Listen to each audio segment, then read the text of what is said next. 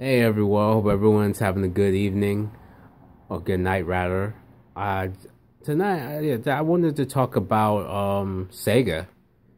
Basically, I said I wanted to switch up the topics. I don't want to talk about the same thing. I don't really like talking about the same thing all the time because it gets kind of redundant and dull, but I will have more, I will have more topics on the dating scene soon, in wrestling and stuff like that. But I'm going to talk about something a little different. One of the things I wanted to talk about with Sega is that back in the 80s, back in the late 80s, you had the Sega Master System. The Sega Master System was equivalent to the NES game console, right? So they were kind of doing better, a little better. The Sega Genesis came out in '89.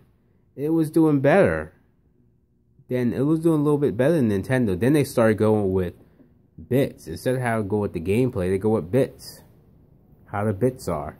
And stuff like that. And then 2 years later, they decided, hey, to bring out the Super NES to be the equivalent to the Sega Genesis. And there were some games that were better on the Genesis than the Super NES. Some games that were better on Super NES than the Sega Genesis, stuff like that. But their rivalry was awesome, was revolutionary for the 90s. Very revolutionary for the 90s. And it was awesome. I mean, either you own the Sega Genesis or a Super NES or both, And what rivaled the Game Boy was actually Game Gear and stuff like that. But fast forward to modern times, and Nintendo is actually still in business.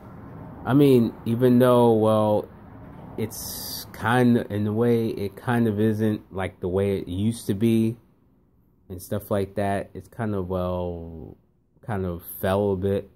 But it's still going on strong, though. Sega, however, in 2001, when they went out of business, not go out of business, but they stopped making game consoles and start focusing on games. It's like they kind of fell shortly but surely.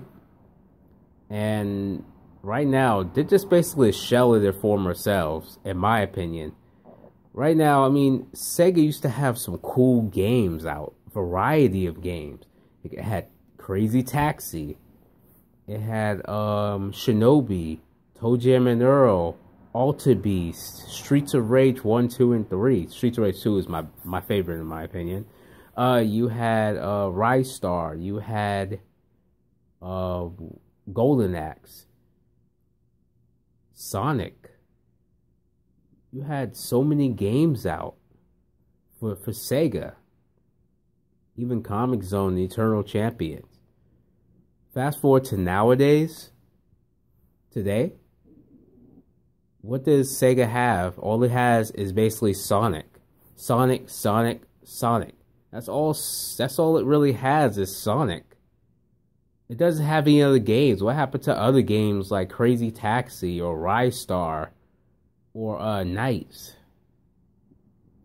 or Toe Jam and Earl or something like that? All it has, the last great game I remember them bringing out that was Sonic but not Sonic, was Sonic and Sega All-Stars Racing.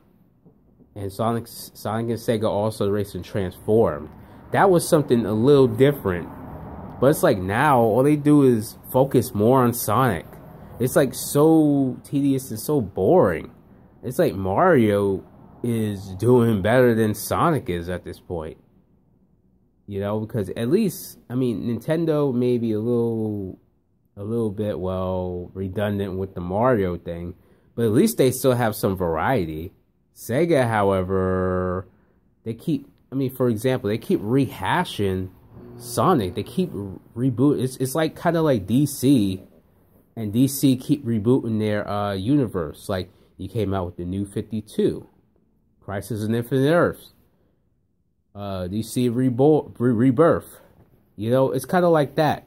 And what I mean by doing that is that they made games like Sonic 4 Episode 1, which in my opinion is a poor man's version of New Super Mario Brothers.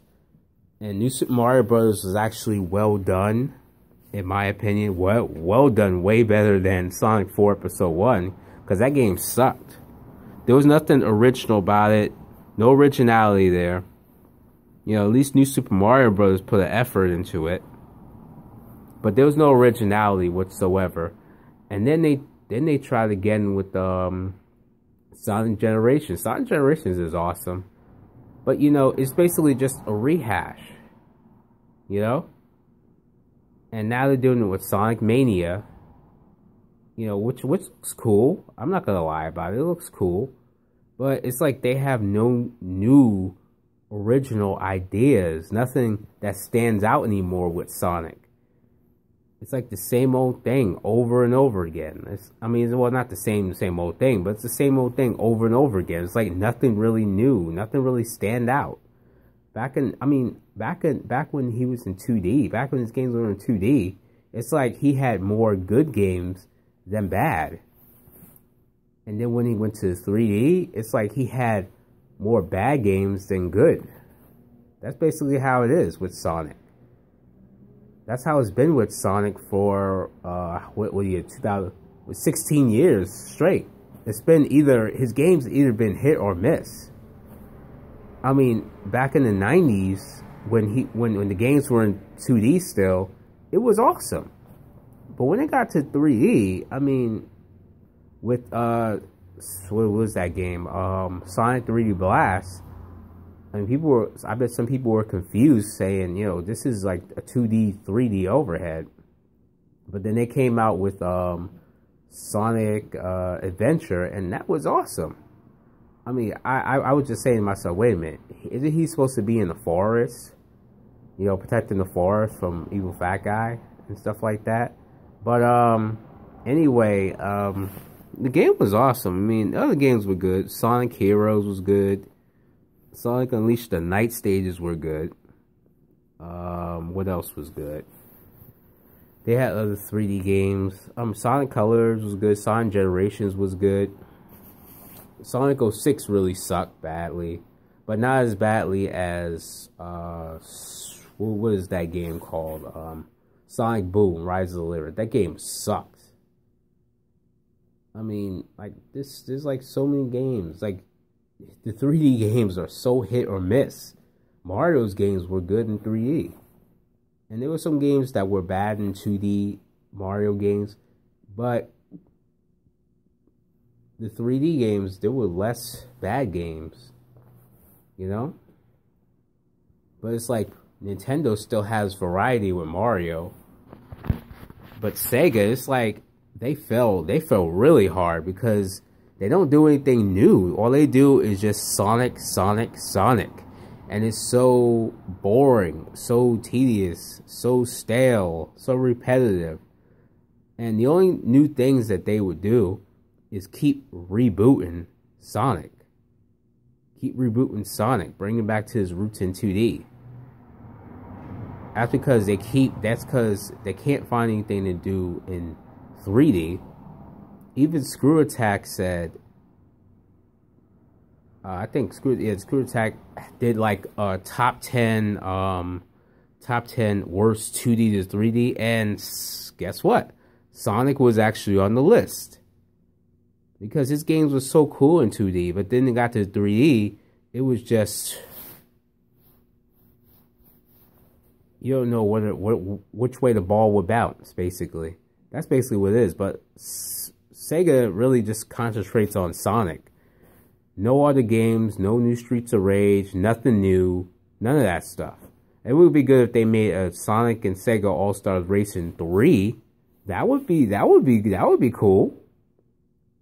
That would be awesome if they would make that, or make a new Virtua Fighter or something like that. Virtua Fighter 6. That would be cool. You know, that's one thing that Sega would need. But I heard Sega is not really doing too well. I mean, it's just hard to see one great company that once was great, revolutionary, to fall like this. It's just sad, you know? I mean, but actually, it's all Sega's fault anyway.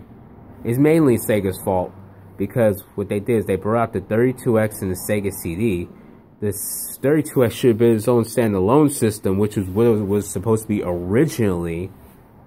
Yeah, it was supposed to be called, I forgot what it was supposed to be called, the Neptune. They should have just went with that. Because the 32X, to be honest, looks so ugly. And it looks so ridiculous. You know, the Sega CD is cool. I still think that it's underrated.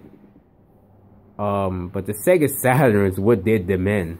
Because the Sega Saturn, they actually, what they did with the Sega Saturn was that they jumped the date. And it was $100 more than the Sony PlayStation, the first PlayStation 1. It was like, I think $399, and they jumped the date and stuff like that. It's supposed to come out by Christmas, and they just basically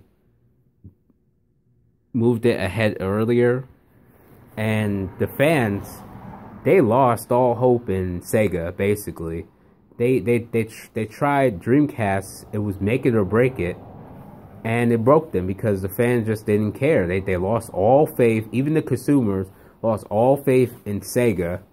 Even though Dreamcast and Sega Saturn are two underrated game consoles, they still lost all faith in them. And Sega lost a lot of money, especially with the Sega Saturn jump date.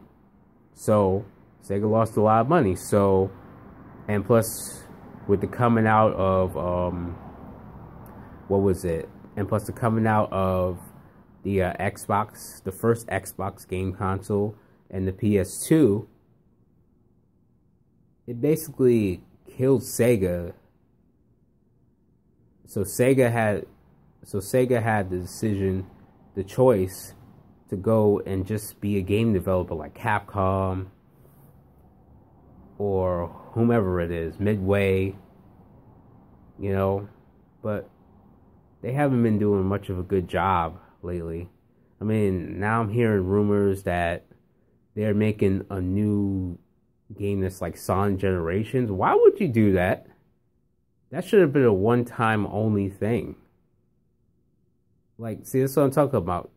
Sega's a shell of their former selves. They have no new ideas to come out with. I'm sorry to say, but that's the sad truth. I mean, Nintendo may be kiddie-ish nowadays, just for kids, but at least they have some variety. At least they have something. Sega's done for. It's on life support, basically. Even Screw Attack said Sonic nowadays is on life support. It's true. It is on life support, and Sega too. Anyway, that's all I wanted to say. I wanted to share my thoughts on Sega.